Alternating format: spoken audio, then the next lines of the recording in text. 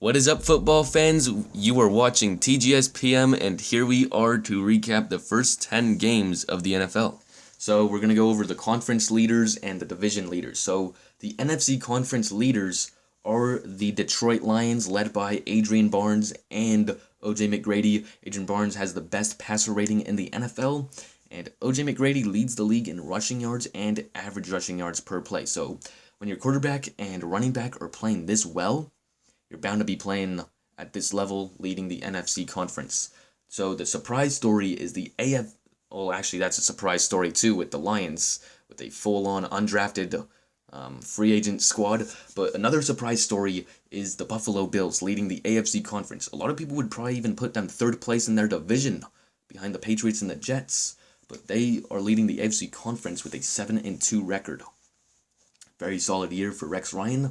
Next up, we have the Bengals with a 6-2-1 record, led by Andy Dalton and A.J. Green. Andy Dalton having an MVP season, and A.J. Green leads the league in touchdown catches. So next up, we have the surprise story. The Tennessee Titans are 7-3. A lot of people would probably say their record would be backwards by now, 3-7, but they've got a 7-3 record. So next up, we have the Chargers with a 7-3 record. Very solid year for Phillip Rivers, and they're doing pretty good for what they've been doing for the past 5 years or so. Yeah, the next up is the Cardinals, 6-3. A lot of people would think they'd be like 8-1 right now, but 6-3 is still a pretty solid record. I mean, they can still make the playoffs, so they're still leading the division. So next up, we have the New York Giants with a 6-3 record. Now, this is probably shocking to Redskins, Cowboys, and Eagles fans, because they probably all think their team is going to win the division. Especially Redskins fans that have only been a fan for 1 year. Yeah, a lot of fans of this division think they're winning the division every year. Yeah, this division is always mixed up. Never had a repeating champion of this division. So next up, we have the Patriots with a 6-3 record. They've still managed this without Gronk for 3 to 4 games, but kind of a solid year for the Patriots, but they probably expect to be doing a lot better than what they are now. So next up, we have a huge upset in the NFC South. We have the Buccaneers in first place with a 6-3 record. The Panthers were heavy favorites, but they're not doing that well this season. A lot of Panthers fans also that have been fans for 1 year are probably very disappointed. Yeah, with Cam Newton and that whole defense, Luke Kuechly. But next up, we have the Saints with a 6-3 record, right behind the Buccaneers. So this probably makes the Panthers fans very upset. Yeah, next up, we have the Denver Broncos, the Super Bowl champions that beat the Panthers. So this is making the Panther fans even more upset with a 6-4 record. Von Miller having a pretty solid season so far. Next up, we have the Pittsburgh Steelers with a surprising 5-4 record. A lot of people probably thought they would be doing a lot better than what they are now. But with the greatest show on turf, Antonio Brown, Big Ben, Le'Veon Bell, they've only managed a 5-4 record so far. Next up, we have the Texans with a 5-4 record. J.J. Watt having a pretty solid year as well.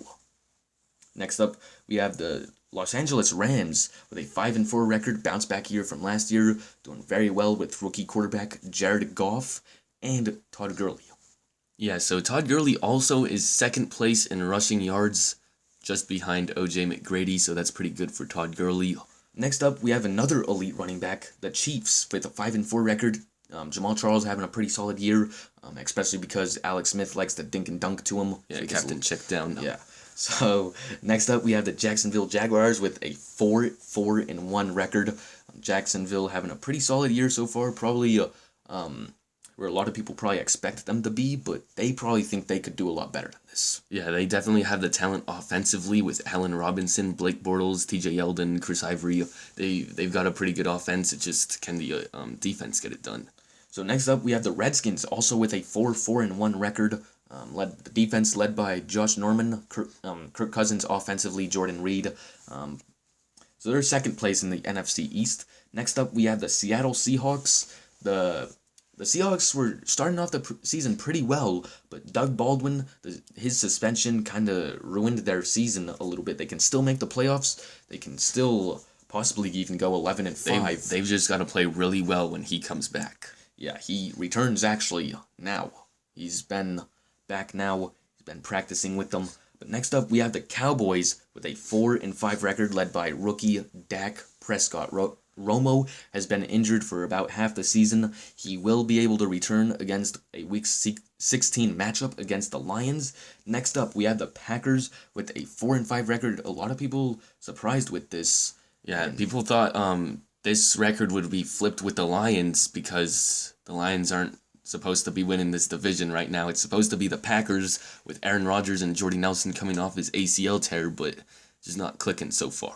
They have a very crucial game coming up against the Redskins. This is a must-win for the Packers if they want to stay in this playoff hunt. Next up, we have the Ravens with a 4-5 record, probably where a lot of people expect them to be. Joe Flacco coming off an ACL tear, and Steve Smith Sr. coming off a season-ending injury too.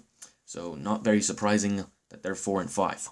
Next up, we have the Jets with a 4-6 record, probably surprising a lot of fans right now. Only 4-6 with this stacked offense, and this one's probably the most surprising. The Cleveland Browns, 4-6. They could make a playoff run. I know it. They're doing a lot better than what a lot of people are would probably think. They're 4-6, not doing that good, but they're doing a lot better than what a lot of people would think. So the Colts started the season out 0-5, but now they've improved to 3-5-1. So Andrew Luck improving as the season goes. Next up, we have the Bears with a 3-6 record, and next up we have the Panthers with a 3-6 record. Surprising a lot of people. A lot of people would probably think they'd be 8-1 actually. But next up we have the Raiders with a 3-6 record. Probably surprising a lot of people. A lot of people would probably pick them to win the division. Actually, a lot of people think this is the Raiders' year, but it just hasn't been so far. Next up, we have the Falcons with a 3-7 record. Julio Jones is doing good, but no one else on that team is really clicking. Matt Ryan and Julio Jones are still clicking as they always do, but that's about it. That's all the Falcons have so far this season. Now, the Vikings are only 2-7, not having a very good year. Adrian Peterson is having a good year, because he always does. Next up, we have the Eagles with a 2-7 record. Not surprising too many people right there. For some reason, they're starting Sam Bradford, but that's their choice. I know, that's their problem. Next up, we have the Miami Dolphins with a 2-7 record. Kind of surprising a lot of people. A lot of people would probably say they'd do a little bit better than this. A lot of people thought this was Ryan Tannehill's breakout year, even though that they've been saying this his whole career, but this is his breakout year. He's 2-7, though. I mean, not having a very good year. Next up, we have the 49ers with a 2-7 record. They are the worst team in the NFL, actually. And Chip Kelly's doing as much as he could. This is probably one of the least talented rosters. He's trying. Yeah, so that's your NFL standings.